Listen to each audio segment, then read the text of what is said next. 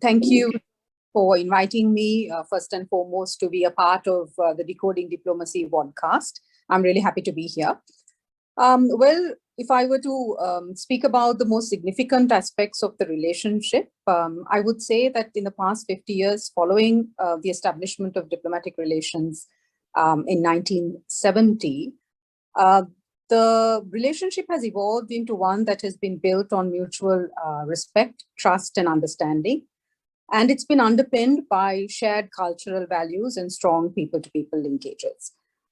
We've had regular exchanges at the highest levels taking place, which emphasizes the importance of the relationship. And also, even during the pandemic, these exchanges have continued to take place virtually, signifying the importance that the two countries place on the relationship. In the past 50 years, the bilateral relationship has become multifaceted, encompassing a wide range of areas, including education, training and capacity building, and also ranging up to trade, investment, and also security sector cooperation. I would say that the most important aspects of the relationship come into the forefront when the two countries, or at least one of the parties, are faced by a challenge. And I think in that sense, Singapore has been a very steadfast friend of Sri Lanka. For example, after the Easter Sunday attacks in 2019, there was one of the first countries to actually extend assistance to Sri Lanka was Singapore. And this following the attacks, one of the first visits also took place from Singapore. Honorable Minister of Home Affairs of Singapore visited and extended extensive assistance to the country. Also during the pandemic, I think we saw a lot of support coming in from Singapore to Sri Lanka. And Temasek Foundation was one of the primary supporters, and they provided us with ventilators, PPE, test kits. And throughout 2020, they gave the health sector a lot of support. And this demonstrates, I think, the kind of friendship that Singapore and Sri Lanka share. But it was not only at the official levels that we got support. We repatriated about 1,500 stranded Sri Lankans from Singapore during that time when the lockdown was on. And they also facilitated us sending these people back from Papua New Guinea to New Zealand, because Singapore is a very important transit point. But what I really would like to highlight is throughout this time, the support that we got was not only from the official channels, but also from charities and from organizations that were based in Singapore as well. So I would say that over the past 50 years, the relationship has really evolved, and it is on an upward trajectory.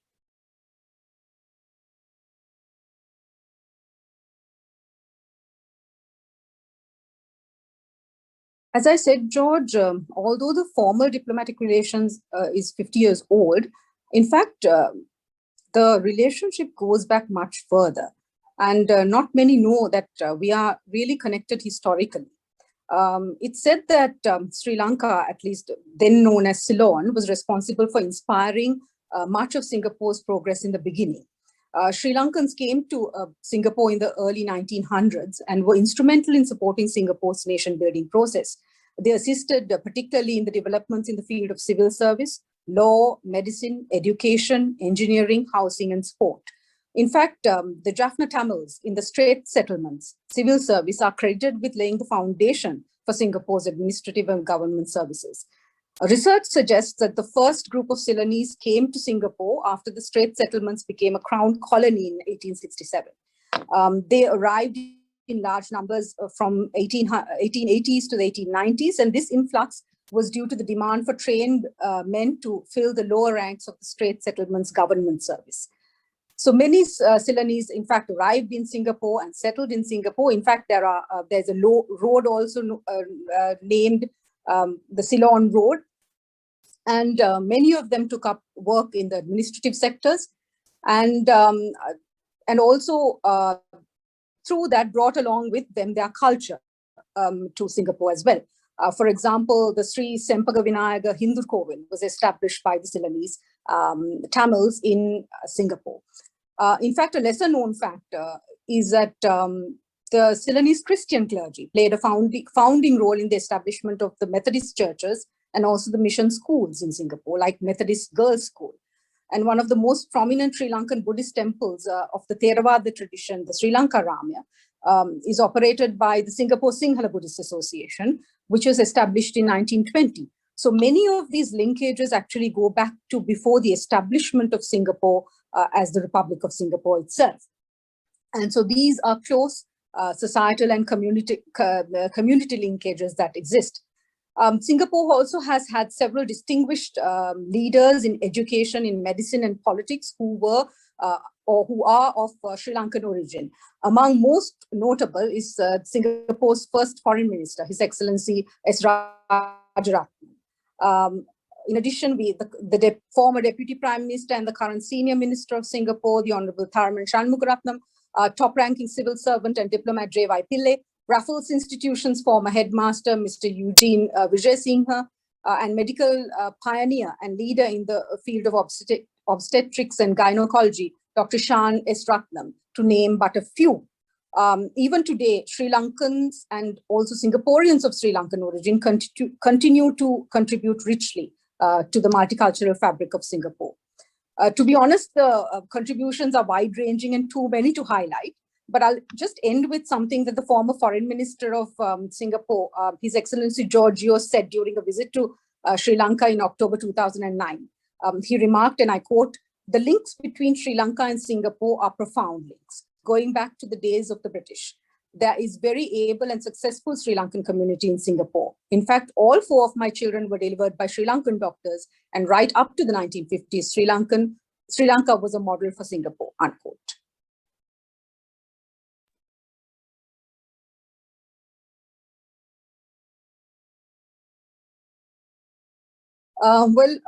Trade and investment is a very strong aspect of the relationship. Singapore today is the 5th largest investor in Sri Lanka. Around 100 Singaporean businesses operate in Sri Lanka. Singaporean businesses operate in Sri Lanka, involved in various sectors, infrastructure, real estate, manufacturing, etc. And in 2019, the total value of investments from Singapore was approximately $100 million US dollars. Even with the constraints of the pandemic during the period January to September 2020, investments from Singapore stood at about US dollars million 43. Singapore in total has invested about US dollars 786 million during the period 2005 to 2019. Sri Lanka and Singapore also signed a free trade agreement in 2018. Bilateral trade in goods between Singapore and Sri Lanka was approximately US dollars 881 million in 2019 and US dollars 657 million in 2020, respectively. So it has vacillated actually between ranging from about US dollars 600 million to about 1 billion US dollars in the last decade or so. But of course, the trade is in favor of, or is weighted in favor of Singapore because of the amount of imports that we do.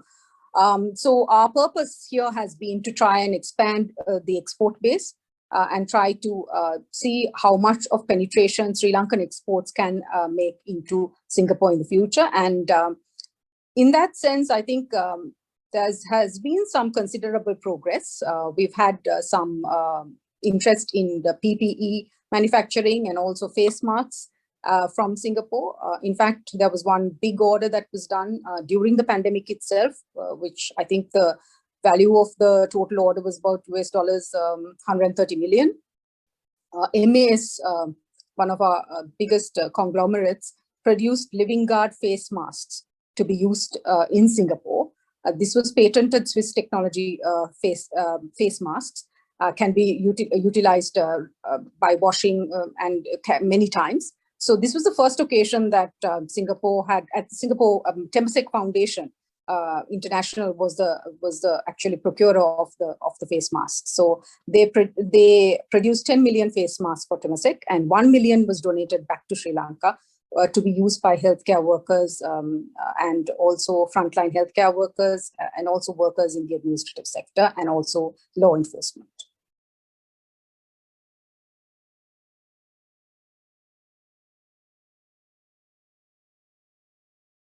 Well, I think Singapore can be described as a country which has, despite its limitations in size and resources, been able to very effectively capitalize on its geographical location.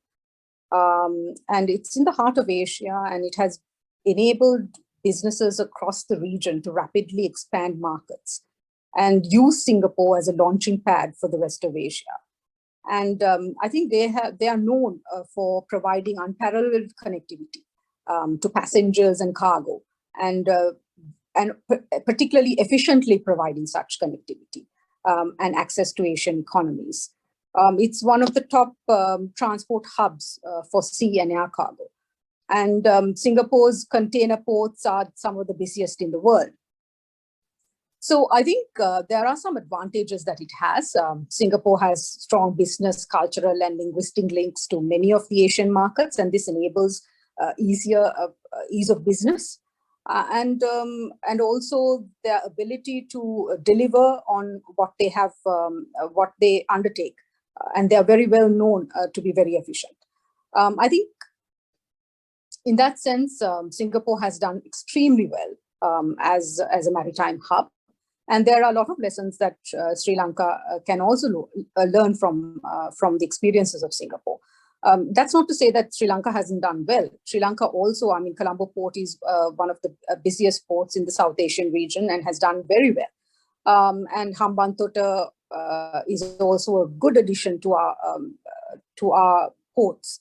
And in that sense, our connectivity, our geographic location is extremely good, and there's a lot of potential for us to develop as well. But both countries, I think, can cooperate and learn together.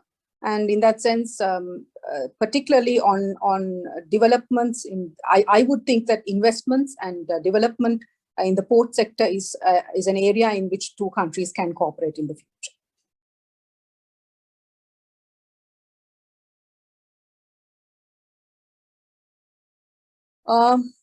As I said, George, the societal and people-to-people linkages are very strong. Cultural affinity exists in both countries.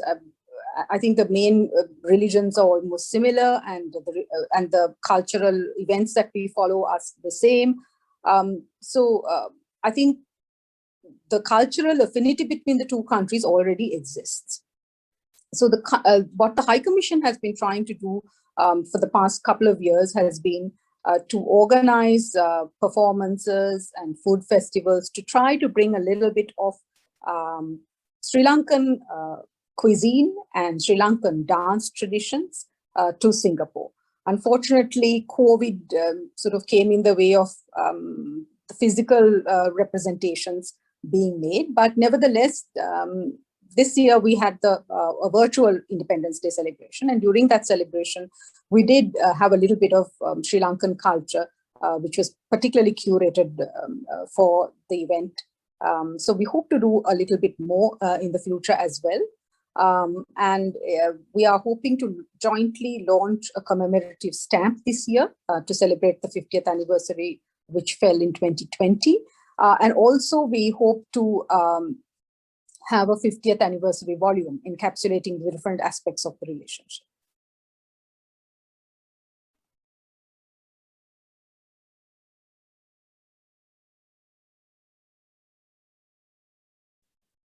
I think there is a strong foundation on which we can build. What I have observed in the past 2 years that I have been here is that there are tremendous opportunities which can be mutually beneficial, particularly on the trade and investment side, which both countries need to focus on developing. During the pandemic, we also learned that the two countries can effectively cooperate to overcome supply chain disruptions and support each other in the area of food and health security. And I think that these are two areas which we really need to focus on. In addition, there are several areas that we've identified as having a lot of potential, and the High Commission itself has organized several webinars throughout 2020, putting the Singaporean and the Sri Lankan parties together in the area of port and logistics, renewable energy, urban development, healthcare, agriculture, startup infrastructure and digitalization. These are the areas which we have found have a lot of potential and needs to be looked at in a more focused manner. I think also our export sector needs to understand that although the Singapore market is considered to be comparatively small, Singapore is a high net worth market. And we need to look at it as Singapore not as an important market in itself, but also as an entry point to ASEAN. And in that sense, I would encourage our exporters to look at Singapore in a more focused manner.